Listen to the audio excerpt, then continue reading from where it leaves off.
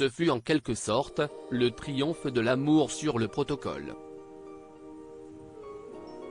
Le 9 avril 2005, 9 ans après son divorce avec la princesse Diana, le prince Charles épousa celle qu'il avait toujours aimée, Camilla Parker Bowles. À 56 et 57 ans, les deux ex-amants se marièrent dans la plus grande sobriété, leur relation ayant été tellement sulfureuse notamment pendant les années de mariage du prince Charles avec Lady Di, que le couple se devait de célébrer son amour dans la discrétion. Et ce fut le cas, une simple cérémonie civile au Windsor Guildhall en présence de leur famille puis une dédicace de l'église d'Angleterre à la chapelle Saint-Georges, avant une cérémonie au château de Windsor, tout comme le prince Harry plusieurs années plus tard. Ni la reine Elisabeth, ni le prince Philippe n'assistèrent à la cérémonie civile. Ils furent cependant présents à l'église puis organisèrent la réception à Windsor.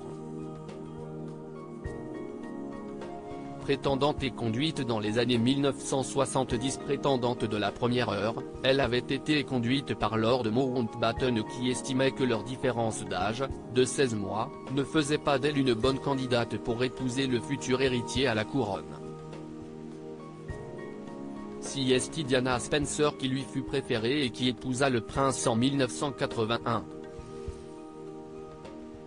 Mais l'héritier au trône d'Angleterre n'oublia jamais Camilla, avec qui il continua à entretenir une relation. Ce mariage, en 2005, où les deux garçons du prince étaient présents, officialisera la relation du prince Charles avec Camilla Parker Bowles. Camilla, qui hérita du titre de duchesse de Cornouailles, opta pour une tenue ivoire, un chapeau à plumes et les cheveux détachés. Le prince Charles, lui, une jaquette, tenue traditionnelle de mariage pour un homme au Royaume-Uni. Et l'histoire dure encore. Beaucoup plus populaire qu'à une époque, où elle n'était vue que comme la femme responsable du divorce du prince, Camilla semble avoir gagné peu à peu le cœur des Britanniques. Le couple vient d'ailleurs de fêter ses 14 ans de mariage. Diaporama réalisé par Arabelle Combet.